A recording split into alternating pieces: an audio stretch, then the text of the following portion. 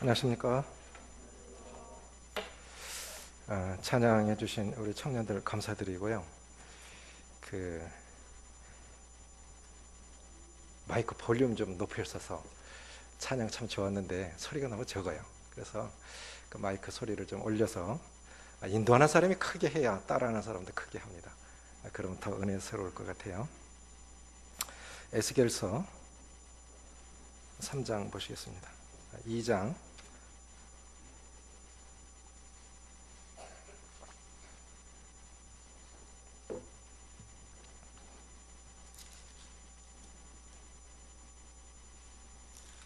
2장 1절부터 10절까지 구약성경 1152쪽 같이 읽겠습니다. 1152쪽 에스겔서 2장 1절부터 끝절까지 시작.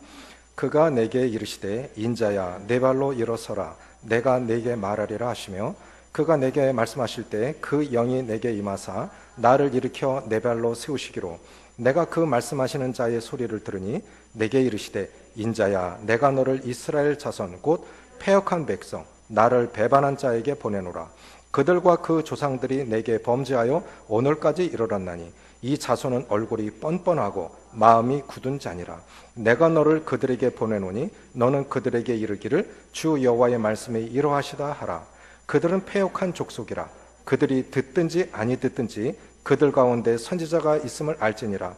인자야 너는 비록 가시와 찔레와 함께 있으며 전갈 가운데 거주할지라도 그들을 두려워하지 말고 그들의 말을 두려워하지 말지어다. 그들은 패역한 족속이라도 그 말을 두려워하지 말며 그 얼굴을 무수하지 말지어다. 그들은 심히 패역한 자라.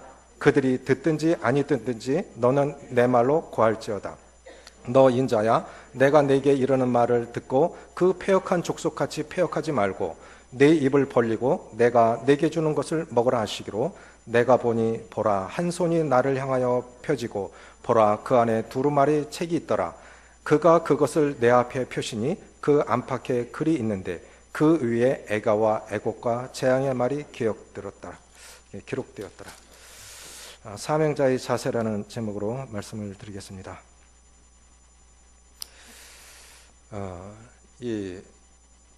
이스라엘 역사는 우리 어성경 하신 분들은 기억하시겠지만 사실상 에스라서에서 끝이 납니다.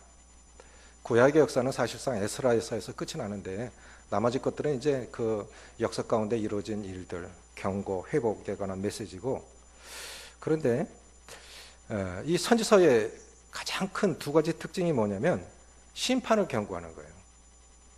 그리고 이거 선지자들의 특징이고 선지서의 특징인데 이것이 결국은 오늘날 그리스도인들의 삶이 어떠해야 하느냐를 말씀해 주시고 있는 것 같아요. 첫째는 심판을 경고한 것이고 두 번째는 회복을 예언한 겁니다. 우리가 이사야서 몇 장으로 되어 있습니까? 이사야서는 구약은 39권, 신약은 39, 27. 그럼 66권이죠. 구약 성경이 66권이에요. 그런데 39장까지가 심판을 경고하고 있고 그 뒤로 회복을 예언하고 있습니다. 그래서 항상 선지서의 특징은 그래요. 먼저 심판을 경고하고 그 다음에 회복을 예언합니다. 근데 이제 이 징계받을 때 특별히 이제 이스라엘 백성들이 하나님 앞에 잘못 살아가서 사실상 우리가 하나님 앞에 잘못하는 것들이 더 많잖아요. 잘하기보다 잘못하는 것이 더 많죠. 그런데 향한 대로 갚으셨다면 우리 하루도 순간도 살아 없을 것 같아요. 하나님의 자비 때문에 이렇게 살아가는 거라고 생각이 되지는데, 특별히 징계받을 때 하나님께서 나를 다루신다고 하실 때 우리가 이런 순서를 밟아가야 되지 않겠냐 하는 생각을 가져봅니다. 첫째는 뭐냐면 회개하는 겁니다. 회개하는 거예요. 지금 우리가 좀 나라를 위해서 많이 기도하시죠? 국격이 하락을 하고 경제가, 정치가, 국민들이 신문 펼치기가 싫은, 뉴스 빤한 거 보기가 싫은, 서문시장이 불난 거 오늘서야 알았어요. 보기가 싫은 거예요. 그리고 국민이 의욕이 없죠. 열정도 없죠. 지도자 한 사람이 얼마나 중요한 것이냐. 그러면 우리가 정말 나라를 위해서 기도해야 되지 않겠냐 하는 생각이 드는데 우리가 회개해야 됩니다. 저는 뭘 회개하느냐면 이 가난한 나라 100년 전에 복음이 이 땅에 들어올 때 서양 사람들이 볼 때는 이야 이런 미개한 나라가 있나. 그런 나라에 복음이 들어와서 복음을 받아들여서 하나님의 나라를 잠깐 동안 열광 속에서 샌드위치처럼 틀어박혀 갖고 맨날 침략만 받다가 이렇게 복 주셨는데 이 가난한 나라에서 한국에 이 시집 장가 온 사람들 또 근로자들 때리고 돈 안 주고 다시는 한국 오고 싶지 않다. 이런 인상을 갖고 돌아가게끔 하는 얼마나 교만했는지. 우리도 지난 날 정말 가난한 시절에 외국에 가서 그렇게 돈 벌어왔고 사람 대접받지 못하고 멕시코, 브라질 같은 데 가면은 그 뭡니까 그 선인장 이렇게 뾰족뾰족 나온 그 선인장 뭐죠? 그 알로에 농장에서 일하면서 그냥 온몸이 그냥 상처투성이 그렇게 하면서 사탕수수밭이나 그런 데 가서 이렇게 일하면서 살았던 아주 하찮은 민족인데 얼마나 잘 산다고 하나님께서 잠깐 복을 주셨는데 얼마나 교만한지 중국 사람들 보면 무시하고. 우리가 언제 그랬던 나라예요? 제가 나가 봐도 한국 사람들 정말 교만해요. 정말 교만해요. 선교사들이 오랜만에 한 6년 만에 돌아오면 한국 사람들 보면 좀 무섭대요. 얼굴 보면. 그게 왜 그렇게 됐나? 이게 교만한 거예요. 우리도 나는 못 느껴요. 내가 교만한지를. 그런데 나는 나를 잘 못 느끼는데 다른 사람은 나를 정확하게 보죠. 다른 나라 사람들은 우리나라 사람들을 정확하게 보죠. 우리는 교만한 거예요.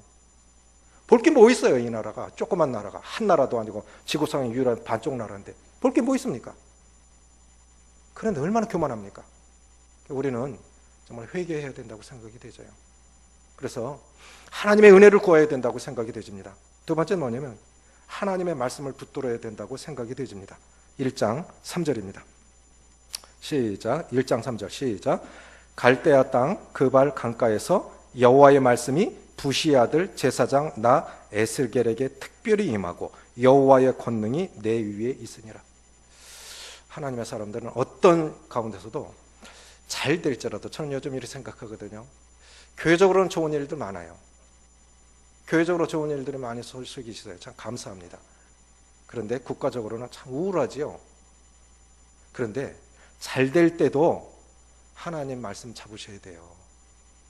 어떤 면에서 그거 가짜예요. 그거 좋았다가 조금 뒤에 다시 슬퍼질 수 있는 일이거든요. 인생사가 그렇지 않습니까? 어제는 웃었다가 오늘 울을 수 있는 것이 인생 아닙니까? 그건 주신 거예요. 그냥 감사하고 주셨구나 감사하지. 그런데 그거보다도 그것을 주신 하나님 잡아야 되는데 우리는 그것을 잡으니까 그게 어디서 왔나 그거 깨닫게 하시려고 다시 거둬가실 수도 있고 다른 거 주실 수도 있는 거예요. 그렇다고 어렵다고 너무 낙심하지 마십시오. 그거 영원한 거 아니에요. 어렵다고 그 어려움이 영원한 것도 아니고 그래서 우리는 형통할 때는 기뻐하고 공고한 날에는 뒤를 돌아보아라. 왜 이렇게 됐지? 왜 이런 일이 일어났지? 이렇게 자신을 돌아보라는 거죠. 그래서 중요한 건 좋아도 주신 축복을 주신 주님께 감사하고 다 지나가. 좋은 것도 지나가고 안 좋은 것도 지나가고 다 지나가는 거예요. 하나님 잡으시고 하나님 말씀 잡으셔야 돼요. 그래야 안 흔들립니다. 3절에 보면 갈대아 땅 그발강 가서 이제 2차 침공 때 잡혀간 것 같은데 1차 침공 때 다니엘이 잡혀가죠. 10,000명 이상이 잡혀간 것 같은데 그런데 1장 1절에 보면 30째 해 학자들 사이에 이견이 많은데 많은 사람들이 이것이 이 제사장 출신 제사장 가문의 이 에스겔 선지자의 나이가 30째 해라고 보고 있습니다. 그럼 생각해 보십시오. 제사장들이 성전에서 사역할 수 있는 나이가 몇 년입니까? 몇 살부터 몇 살까지 그 사역을 감당합니까? 25세의 부름을 받아서 5년간 연수를 하고 30세부터 50세까지입니다. 그리고 퇴임을 합니다. 그런데 벌써 30세인데 이 영광스러운 제사장 사역을 감당할 이스라엘 성전에서 그 하나님의 임재 가운데 들어가서 백성의 죄를 고하고 말씀을 가르치고 그 영광스러운 사역을 감당해야 할 제사장이 지금 어디가 있습니까? 바벨론에 잡혀가 있는 거예요. 노예로 잡혀가 있는 거예요. 생각하면 기가 막히지 않습니까? 그리고 이제 이스라엘에 있어도 30세면 일을 해야 할 나이인데 이게 포로로 잡혀서 이게 뭐야? 이게 뭐야? 나는 제사장으로서 주님을 섬겨야 되는데 이게 뭐지? 우리 민족은 뭐야? 정말 허무하기 짝이 없는, 어떻게 보면 조상들을 원망하고 지도자들을 원망할 수 있는 그러한 때에 에스겔이 깨달은 건 뭐냐면 사명을 발견한 거예요. 따라해 보십시오. 사명 발견. 그래서 우리가 어려울 때 이 순서가 참 중요합니다. 하여간 어렵고 힘들으면 회개하십시오. 주님 뭘 잘못했습니까? 회개하시고 두 번째는 말씀을 잡으세요. 그리고 사명을 발견하는 겁니다. 그런데 선지자에게 사명이 주어져요. 그것이 2장 1절입니다. 그가 내게 이르시되 인자야 내 발로 일어서라 내가 내게 말하리라 하시며 그가 내게 말씀하실 때 그 영이 내게 임하사 나를 일으켜 내 발로 세우시기로 내가 그 말씀하시는 자의 소리를 들으니 3절 내게 이르시되 인자야 내가 너를 이스라엘 자손 곧 패역한 백성 나를 배반한 자에게 보내노라 그들과 그 조상들이 내게 범죄하여 오늘까지 이르렀나니 이 자손은 얼굴이 뻔뻔하고 마음이 굳은 자니라 내가 너를 4절 같이 읽습니다. 시작 내가 너를 그들에게 보내노니 너는 그들에게 이르기를 주 여호와의 말씀이 이러하시다 하라. 자, 사명이 주어졌죠. 이스라엘에 있었으면 제사장 사역을 감당했겠죠. 지금은 뭡니까? 선지자 사명을 감당하는 거예요. 선지자 보내심을 받았다. 그리고 7절 같이 읽습니다. 시작 그들은 심히 패역한 자라 그들이 듣든지 아니 듣든지 너는 내 말로 고할지니라. 이것이 선지자 에스겔이 깨달은 사명이었어요. 근데 선지자들의 특징이 공통적인 특징이 하나가 있습니다. 우리들도 어떤 면에서 이 사도권을 계승한 그 사도 직무를 감당해야 할 사람들입니까? 사도나 선지자는 같은 뜻입니다. 그럼 이 시대에 하나님이 보내신 사람들, 하나님이 이 땅에 보내셔서 내게 거하게 하신 그 영역 안에서 주님을 증거하고 복음을 전해야 할 사명자라고 생각하십니까? 그렇게 생각하십니까? 그렇다고 하면 이거를 기억하셔야 돼요. 선지자들의 공통적인 특징이 뭐냐면 시대를 끌어안는 거예요. 시대를 끌어안는 거예요. 그게 하바국입니다. 하바국 뜻이 껴안다, 포옹하다 이 뜻입니다. 전쟁이 나고 다 잃어버렸어요. 먹을 것도 없고 아무것도 없을지라도 나는 여호와로 인하여 기뻐하며 나의 구원의 하나님으로 인하여 즐거워하리로다. 아무것도 없어요. 그런데 전에는 안 기뻤는데 이제는 기뻐요. 이 시대를 위해서 나를 이 땅에 지금 태어나게 하셨구나. 내가 지금 살아가는 건 이 백성 위로하라고 회복해 하라고 그래서 나를 세우신 거구나. 그걸 사명으로 받아들인 거예요. 오늘 아침에 신문을 읽으면서 참 감동받은 사설이 하나 있습니다. 11월 17일 날 수능 시험 치렀나요? 부산의 어느 이 고사장에서 있었던 일인데 올해 굉장히 그 시험이 어려웠다고 그러죠. 특별히 국어부터 굉장히 어려웠나 봐요. 그래서 이제 학생들이 그 긴 문장, 생소한 단어들을 막 풀어나가고 있는데 어느 학생 도시락 가방에서 휴대폰이 울린 거예요. 그런데 요즘은 휴대폰 갖고 들어가면 퇴실이죠. 바로 나가야 되죠. 그럼 어머니가 도시락 가방을 쌓아줬는데 자기 아이가 얼마나 기도했겠어요. 재수생이에요. 1년 꼭 1년 자기와 싸우고 부모도 함께 고생하지 않았겠습니까? 어떻게 보면 운명의 결정짓는 날인데 시험 치고 와야 할 자기 딸이 신문에는 A양으로 나와 있어요. 그 딸이 점심시간 전에 돌아온 거예요. 그 사연을 얘기하면서 어머니 마음이 얼마나 억장이 무너졌겠습니까?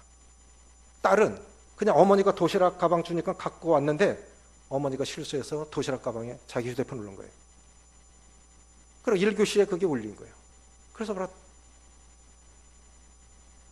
퇴실을 당한 거예요. 자, 딸 편에서 보나 어머니 편에서 보나 엄마 왜 그랬어? 내가 1년 동안 얼마나 힘들었는데. 그럼 어머니가 미안하다. 그렇게 흔들리게 될 일입니까? 그런데 그 A양이 수험생 그 올리는 그 코너가 있나 봐요. 우리 그 3차의 목욕탕 그 뭐라 그러죠? 수험생 커뮤니티가 있나 봐요. 그 SNS에. 거기에 뭐라고 그러냐면, 이번에 시험 친 재수생입니다. 어머니가 준 도시락을 가지고 입시를 했는데 휴대폰이 울려서 퇴실을 당했습니다. 함께 시험 치렀던 학생들한테 정말 죄송합니다. 저는 그냥 이렇게 확인하지 않고 갔는데 여러분들에게 참 심려를 끼쳐서 정말 미안합니다. 글을 올렸어요. 그래서 제 이 글을 읽고, 한국에 미래가 있다. 젊은이들에게 미래가 있다. 희망이 있다. 이런 학생이 있는 한 한국은 희망이 있다. 자, 보십시오. 함께 시험장 삐리리 캐고 또 이렇게 퇴실 당하니까 잠깐 어수선했을 거 아닙니까? 그거 미안해서 그렇게 사과의 글을 올리는 그런 학생이 있는 한 한국은 참 희망이 있다. 자, 보십시오. 부모 세대. 자격도 안 되는 딸을 이화여대 입학시키려고 금메달 땄다고, 그것도 점수가 안 되니까 자기 딸보다 점수 좋은 앞에 학생 2명을 낙제시키고, 그러니까 또 힘이 있으니까 총장도 교수들도 그저 입학시키고, 이것이 우리 기성세대 아닙니까? 이 기성세대의 민낯이 그렇게 드러난 거 아닙니까? 얼마나 부끄럽습니까? 그거 누가 누구를 욕하겠어요? 대통령도 우리 세대예요. 그렇게 부정 입학시키는 사람들 다 우리 세대 아닙니까? 그거 보면서 그 글을 읽으면서 너무 부끄러웠어요. 우리는 대통령 욕하면 안 된다. 잘못된 사람 욕하면 안 된다. 우리 시대 사람들이에요. 어른 시대 사람들입니다. 우리 참 부끄럽다. 우리 시대 사람들이, 어른들이 그렇게 뽑았고, 그런 사람 나왔고, 그런 일 당했고, 우리는 누구를 욕하는데? 사실은 우리가 부끄러운 자들 아닙니까? 자녀 세대, 젊은 세대에 그 아이들이 볼 때는 부모들, 엄마도 그 사람 찍었잖아. 아빠도 그 사람 찍었잖아. 근데 왜 욕하는데? 이 시대를, 이 선지자들의 특징은 뭐냐면 그 시대를 끌어안는 거예요. 다니엘서 9장에 보면 다니엘이 회개할 때 우리가 범죄하였나이다. 우리가. 다니엘이 뭘 죄를 졌다고요? 부모 세대가 잘못 살았고 지도자가 잘못 살아서 끌려간 건데 다니엘이 뭘 잘못했다고? 그런데 다니엘은 회개할 때 우리가 범죄하였나이다. 우리 조상들이 범죄하였나이다. 그런데 우리 시대 이 사람들이 우리가 정말 회개할 건 뭐냐면 사과하지 않아요. 회개하지 않는 거예요. 제가 잘못했습니다. 가 없어요. 미안합니다. 제가 잘못했습니다. 제가 잘못했습니다. 이게 없어요. 그냥 가는 거예요. 그냥 예배 드리고. 참 이거 우리가 정말 회개해야 한다고 생각해요. 이 시대 어른들이 회개해야 된다고 생각합니다. 그래야 하나님이 이 민족 고치시라고 믿습니다. 우리 시대 사람들이 잘못했습니다. 저희가 잘못했습니다. 그래서 징계받을 때, 힘들 때, 고난받을 때 회개해야 하고 말씀을 붙들어야 되고 사명을 붙들어야 되는데, 그럼 사명자의 자세는 어떠해야 되느냐? 첫째는 뭐냐면 우리가 큐티를 합니다. 성경을요 여러 번역을 놓고 같이 읽어보시면 참 좋아요. 그 자체로 해석이 되어집니다. 저도 성경을 한 4가지 보거든요. 쉬운 성경도 보고 흠정역도 보고 이것도 보고 또 현대인의 성경도 보고 한 4가지로 쫙 펼쳐놓고 보면요 그 자체로 해석이 되어져요. 현대인의 성경에 보면 마귀의 자녀와 하나님의 자녀는 확실히 구분이 됩니다. 형제 자매 여러분, 하나님의 자녀는 어떻고 마귀의 자녀는 어떤 겁니까? 그것이 요한일서 3장에 나오는 거예요. 마귀의 자녀와 하나님의 자녀로 확실하게 구분짓는 것은 하나님의 자녀는 의로운 삶을 살고 서로 사랑하는 것입니다. 마귀 자녀는 뭡니까? 의롭지 않습니다. 시기 질투합니다. 가인이 왜 아벨을 쳐 죽였습니까? 의인이 아니니까, 의로운 자가 아니니까. 이렇게 쭉 나와요. 그게 뭐냐면 우리가 교회에 오는 거 참 중요해요. 오늘도 피곤하신데 이렇게 또 퇴근해서 이렇게 오시는 거 참 쉽지 않아요. 오시는 거 참 잘하신 거고 감사드리는데, 더 중요한 건 뭐냐면 내가 교회에 왔다고 하는 것보다 더 중요한 게 있습니다. 내가 큐티 했다고 하는 것보다 더 중요한 것이 있습니다. 그것이 뭐냐? 받은 말씀을 가지고 삶의 장소로 가서 적용하지 않는다면 아무것도 아닙니다. 저는 그렇게 봅니다. 그건 뭐냐면 지식만 키워가는 거예요. 지식만 아는 거는 많아. 그러니까 판단만 더 많이 해. 이게 우리 주님 오셨을 때 바리새인들, 서기관들 안식일마다 말씀을 외웠어요. 그런데 주님을 주님으로 몰라보니까 죽이잖아요. 그 관원들이 죽였지 않습니까? 오히려 세리와 죄인들은 주님을 반겼는데, 그게 저는 생각이 되어졌어요. 이게 뭐냐면 말씀을 삶의 장소로 가져가서 적용하지 않으면 오늘 주신 말씀을 놓고 어떻게 적용해야 되지? 누구하고 밥을 먹어야 되지? 누구와 만나서 교제를 해야 되지? 적용이 없다면 아무것도 아닙니다. 안 하신 것보다는 낫지만 아무것도 아닙니다. 저는 그렇게 생각합니다. 왜 우리가 안 변하냐? 받은 말씀을 가지고 삶의 장소로 가서 적용하지 않아요. 실천하지 않아요. 저는 여러 형님들하고 교제하면서 어제는 성서로 신방을 갔습니다. 모임의 자매님 한 분 보고 성서교회 형제님 방문해서 이렇게 교제를 했는데, 형님은 사업을 크게 하셨던 분이에요. 쭉 얘기를, 그래, 이런저런 저저기 하다 왜 이 지경이 됐을까요? 교회가 교회답지 못하니까 그렇지요. 결론은 그거예요. 교회가 교회답지 못하니까, 그리스도인이 그리스도인답지 못하니까, 썩은 세상의 소금 역할을 감당하지 못하고 어두운 세상에 빛이 없으니까 국회의장님이 교회 장로님이시래요. 국회의원의 3분의 1이 대부분 장로들일 겁니다, 아마. 그런데 우리가 국회의원들 보면 그분들이 장로님들이라고 느껴지십니까? 이 나라 3명 중 10명 중 3명은 교회 다닌다고 하면 이 나라가 바뀌어야 되지 않습니까? 왜 안 바뀌는 겁니까? 받은 말씀을 가지고 삶의 장소로 가서 적용하지 않는 거예요. 그게 우리가 의롭게 살고 완전하게 사는 그런 뜻이 아닙니다. 어쨌든 내 삶에 적용하려고 하는 그런 노력들이 없다는 거예요. 사명자에서 첫 번째는 뭐냐면 받은 말씀을 가지고 삶의 장소로 나아가라. 4절에 같이 읽습니다. 시작. 이 자손은 얼굴이 뻔뻔하고 마음이 굳은 자니라. 내가 너를 그들에게 보내노니 너는 그들에게 이르기를 주 여호와의 말씀이 이러하시다 하라. 가라는 거죠. 일어나서 가라는 거예요. 말씀을 받았어요. 이미 3절에, 1장 3절에 말씀이 특별히 임했지 않습니까? 사명을 몰랐어요. 나는 제사장 사역을 감당해야 되는데 노예로 잡혀와서 뭘 하지? 사명이 주어진 거예요. 내가 이런 말 그대로 가서 백성에게 전하라. 그러면 매일매일 주시는 말씀을 가지고 삶의 장소로 가져가서 적용하시기 바랍니다. 두 번째는 뭐냐면 그 결과를 의식하지 말고 책임을 다하라 하는 겁니다. 사람들은 보통 다 그래요. 이 결과에 대해서 어떤 때는 그 결과가 사람을 교만하게 하고 결과가 사람을 낙심케 하고, 사람이니까 영향을 안 받을 수는 없습니다. 그런데 그게 아닌 것 같아요. 저는 생각하기를 고린도전서 4장 1절에 사람들이 마땅히 우리를 그리스도의 비밀을 맡은 자요 그리고 맡은 자들에게 구할 것은 뭐라고요? 충성입니다. 그제입니까? 한 부부를 모시고 남원에 갔습니다. 거기 가니까 남원교회 장로님으로 계신 사역을 준비하고 계신 개마령 형제님 장인어른이 오셨어요. 색소폰 잘 보시는데, 형제님 참 복음 집회 좋았습니다. 성도들이 참 기뻐합니다. 그런데 들으면서 한편에 내가 구도자한테 복음 전하러 갔지 성도들 좋으라고 갔나?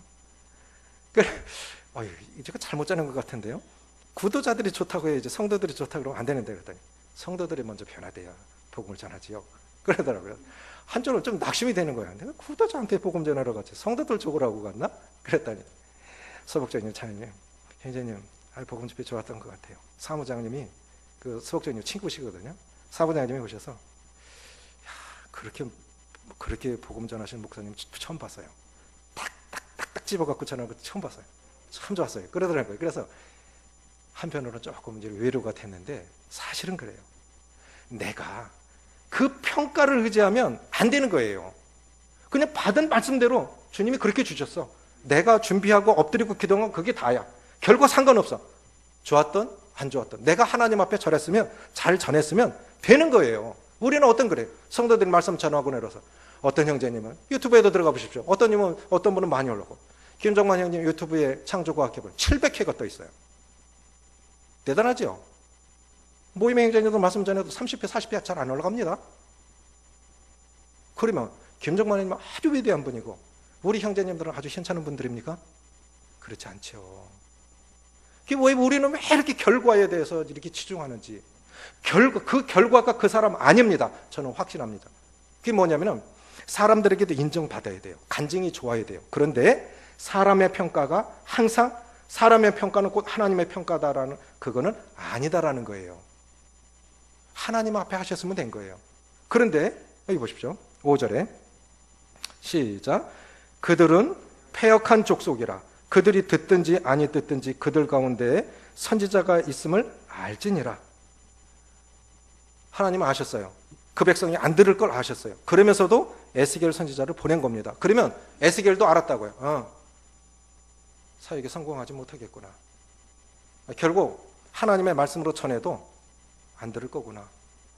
그럼 에스겔은 듣지도 않을 사람에게 말씀을 전하러 간다고 하면 힘이 나겠습니까? 안 나겠습니까? 복음을 전합니다. 근데 저 사람 안 믿을 거예요. 분명히 안 믿을 거예요. 알아요. 그런데 그러면 우리가 정말 간절한 마음으로 전할 수 있을까요?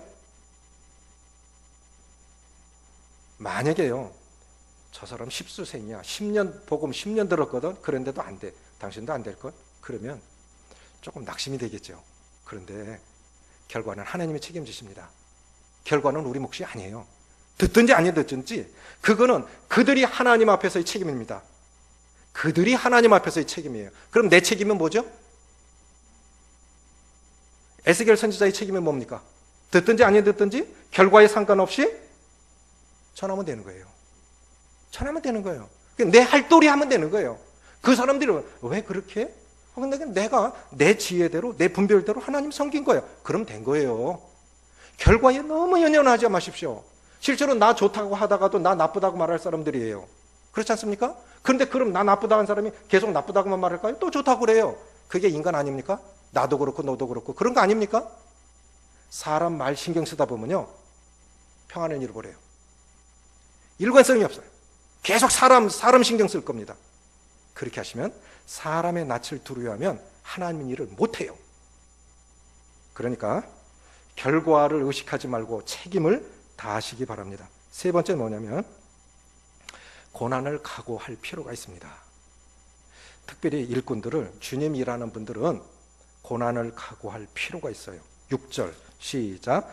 인자야 너는 비록 가시와 찔레와 함께 있으며 전갈 가운데 거주할지라도 그들을 두려워하지 말고 그들의 말을 두려워하지 말지어다. 여기 보면 가시, 찔레, 전갈, 이건 뭘 의미합니까?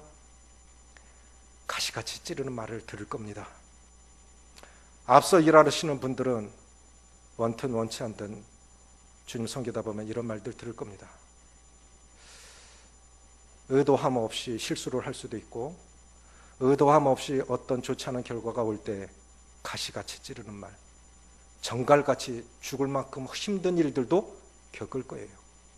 이건 사실이에요. 가시와 찔레와 정갈 같은 이런 일을 당할 겁니다. 앞서 일하는 사람은 또 말씀을 순종할 때는 다 이런 결과들도 옵니다. 그런데 결과가 중요해요. 자, 사명자의 자세 세 가지 말씀드렸죠. 첫 번째 무엇입니까? 받은 말씀을 가지고 삶의 장소로 나가라는 거예요. 그 큐티 장소에서 끝내면 아무것도 아닙니다. 두 번째는 뭐냐면 결과를 의식하지 말고 책임을 다하라 하는 것이고, 세 번째는 고난을 각오하라. 그런데 이것이 결과입니다. 3장 1절부터 3절입니다. 시작. 또 그가 내게 이르시되 인자야 너는 발견한 것을 먹어라. 너는 이 두루마리를 먹고 가서 이스라엘 족속에게 말하라 하시기로 내가 입을 벌리니 그가 그 두루마리를 내게 먹이시며 내게 이르시되 인자야 내가 내게 주는 이 두루마리를 내 배에 넣으며 내 창자에 채우라 하시기에 내가 먹으니 그것이 내 입에서 달기가 꿀 같더라. 그런데 실제로 무엇이 써 있는 것입니까? 10절에 보면 그 안팎으로 쓰여진 말씀은 이거예요. 애가와 애곡과 재앙. 사람들이 좋은 말 전해주면 좋아하지요. 그렇죠? 좋다고 하는 말을 그들이 듣고 싶어하는 말을 전해줘야 좋지. 찌르는 말, 바르게 살라, 권면의 말 이런 건 아무도 안 좋아해요. 그런데 에스겔에게 주어진 사명은 그거 전하라는 거예요. 안팎으로 쓰여진 말은 재앙 이런 것들, 애곡, 애가 이런 것들 이런 걸 하라고 그랬는데 그 말씀을 자기가 두루마리를 먹었을 때 달기가 꿀 같더라. 이건 뭘 의미하는 걸까요? 두 가지인 것 같아요. 하나는 뭐냐면 순종의 즐거움입니다. 순종의 즐거움. 실제로 주신 말씀을 순종하면 참 좋습니다. 그것이 사실은 힘들었어요. 눈물이 나요. 때로는 힘들어요. 그런데 순종한 사람은 그것이 꿀같이 단 거예요. 실제로 우리가 복종하지 않을 때 더 고통스럽지요. 사실 힘들어도 순종하면 에스겔 선지자의 말과 같이 달기가 꿀 같더라. 순종할 때 인생이 단 거예요. 두 번째는 뭐냐면 사역의 보람입니다. 결과는 내가 원하는 것처럼 안 됐어요. 그런데 나 다 했어. 난 정말 할 도리 한 것 같아.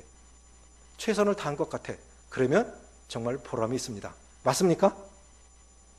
난 최선을 다한 거예요. 어쨌든 거기까지가 내 한계예요. 거기까지가. 최선을 다한 거예요. 그러면 그건 보람이 있어요. 그런데 최선을 다하지 않았을 때, 그 고난받기 싫어서 나타날 결과가 두려워서, 실제로는 관계 속에도 그렇습니다. 관계 속에서도 이런 우리가 제일 힘들어하는 건 관계예요. 그런데 사실 그게 사랑 아니겠습니까? 이것들이 잘 안 이루어지면 행복한 공동체가 안 됩니다. 헌신하는 것도 그렇죠. 하나하나 하나님 말씀하실 때 순종하면 그것이 참 내 마음에 참 평안이 있고 기쁨이 있고, 그렇게 했을 때, 최선을 다했을 때 하나님께서 내 마음에 보람을 주십니다. 에스겔 선지자 결과적으로는 실패한 선지자입니다. 그런데 그 마음에 참 기뻤던 거예요. 보람이 있었던 거예요. 하나님 앞에서 그 듣는 사람, 그 책임은 그들이 하나님에 대한 책임이고, 내가 하나님 앞에서의 책임은 최선을 다한 거예요. 우리 삶 속에도 좀 그런 것들이 필요하지 않겠습니까?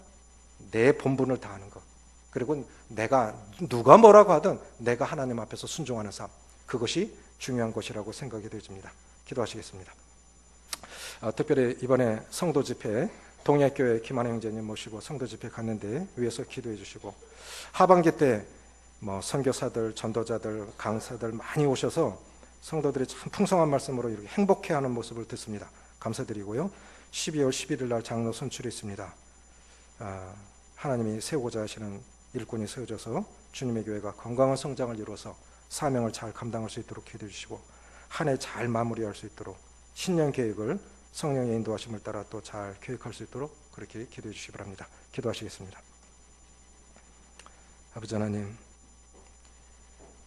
이 땅에 보내진 것이 하나님의 정권적인 그런 주권 속에서 왜 오늘날 나는 이 땅에 살아야 되고, 이곳에서 또 그 사람들과 함께 가족을 이루어서 공동체를 이루어서 이 땅에서 살아가야 하는지, 그것이 하나님의 사명으로 받아들이지 않는다면 원망과 불평과 억울함만 있을 것인데, 그러나 하나님께서 참 은혜로우신 하나님이 우리를 최선으로 인도하시고 가장 합당하게 이 시대에 합당한 사명자로 세워주시고, 구원받은 하나님으로서 자녀로서 무엇을 위해서 살아야 할지, 또 어떤 목적을 위해서 살아야 할지 매일매일 하나님 앞에 대면할 때 하나님께서 우리에게 말씀해 주시고, 주신 말씀을 가지고 삶의 장소로 가서 순종할 수 있도록 도와주시옵소서.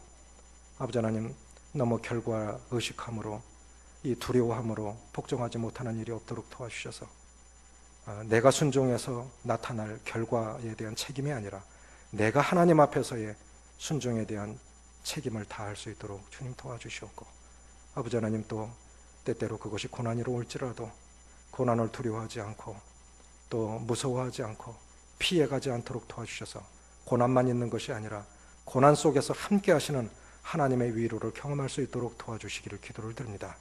순종할 때 그 마음에 평강을 주시고 순종한 것에 대한 보람을 주셔서 계속해서 복종하는 삶을 통해 하나님의 영광이 나타나고 하나님이 하고자 하시는 일들을 우리를 통해 이루어 가시기를 간구를 드리오며 우리 주 예수님의 이름으로 감사하며 기도합나이다. 아멘.